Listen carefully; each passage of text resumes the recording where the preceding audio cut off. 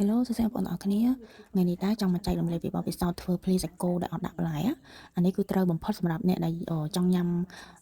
ធ្វើជាសាច់ខ្លែមអីចឹងត្រូវម៉ាច់តែម្ដងហើយនេះបងប្អូនជំហានដំបូងគឺយើងហាន់ Saiko បែបស្ដើងចែកនេះឃើញអត់និយាយទៅគឺយើងហាន់កាន់តែស្ដើងកាន់តែល្អដើម្បីពេលយើងច្របាច់ក្រូចឆ្មាទៅវាចាប់ឆ្អិនណាហើយពេលដែលយើងហាន់ហើយយើងដាក់អំបិលរោយពីលើវាហើយជាមកកាព្រាហើយទៅដើម្បីឲ្យវាកាច់ជាមួយនឹងជាតិក្រូចឆ្មាទៅឲ្យវាឆ្អិនសាច់ចឹងណាហើយតទៅយើងដាក់អំបិលពីលើវាហើយក៏យើងចាប់ផ្ដើមច្របាច់ក្រូចឆ្មាហើយក្រូចឆ្មាខ្ញុំដាក់ប្រហែលជាខ្ទង់2ផ្លែបងប្អូនហើយយើងច្របាច់ចឹងហើយចាំមកយើងកូរវាសិនបើសិនជាយើងពាក់ស្រោមដៃទៅយើងច្របាច់វាគាត់វាអាហ្នឹងក៏វាចាប់ចូលជាតិដែរចឹងណាប៉ុន្តែខ្ញុំអត់ទេខ្ញុំចូលចិត្តយកសាច់ព្រាកូរហើយបានពេលដែលវាស្រោបសាច់ហើយបានខ្ញុំចាប់ដើមពូតទឹកវាចេញចឹងនិយាយទៅគឺយើងធ្វើការច្បល់វាទៅមកអញ្ចឹងណាឲ្យវាឆាប់ចូលជាតិជាមួយក្រូចឆ្មាហើយពេលដែលយើងច្បល់វាប្រហែលជា1សន្ទុះហើយពេលដែលឃើញថាវាបានចូលជាតិគ្នាអស់ហើយយើងទុកវាចោលប្រហែលជាខ្ទង់10ទៅ5នាទីទៅ10នាទីចឹងណាចោលទុកវាចោលសិនហើយយើងធ្វើគ្រឿងអីថ្មីដូចជាហាន់កូឡក្រៃដូចជាបុកទឹកត្រីកោះកងអីឲ្យហើយចឹងទៅណាចឹងតែបងប្អូនអ្នកឃើញទេពេលខ្ញុំទុកអស់រយៈពេលប្រហែលជាខ្ទង់10នាទីសាច់គោរបស់យើងក៏បានស្លោកប៉ុណ្ណឹងនេះដោយសារតែខ្ញុំហាន់រៀងត្រាស់ហើយយើងស្ទើរក្រូចឆ្មាដែរបានសាច់វាអត់សូវស្លោកខ្លាំងចឹងណាហើយឥឡូវនេះគឺខ្ញុំពុះទឹកវាចេញអស់ហើយ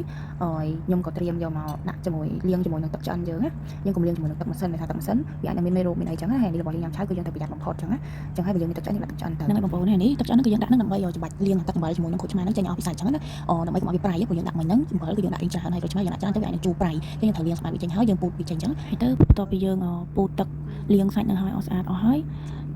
យើងក៏ចាប់ផ្ដើមមកមើលវគ្គលាយគ្រឿងម្ដងនេះបងប្អូនឥឡូវហ្នឹងគ្រឿងកូឡក្រៃម្ទេសខ្ទឹមក្រូចឆ្មាយើងហើយនឹងទឹកត្រីកោះកុងដែលយើងបានបុកហើយហ្នឹងយើងគុំទុកយូរយើងមកលាយមកនេះហើយpotomយើងចាក់ចូលក្នុងសាច់ទៅពេលដែលយើងចាក់ចូលក្នុងសាច់ហើយគឺយើងធ្វើការច្បល់ជាមួយនឹងទឹកត្រីបុករបស់យើងចឹងណាកុំមកអងយូរចាក់ឈុលហើយទៅរសជាតិទឹកត្រីរបស់យើងគឺវាមានជាតិប្រៃដែរអញ្ចឹងណា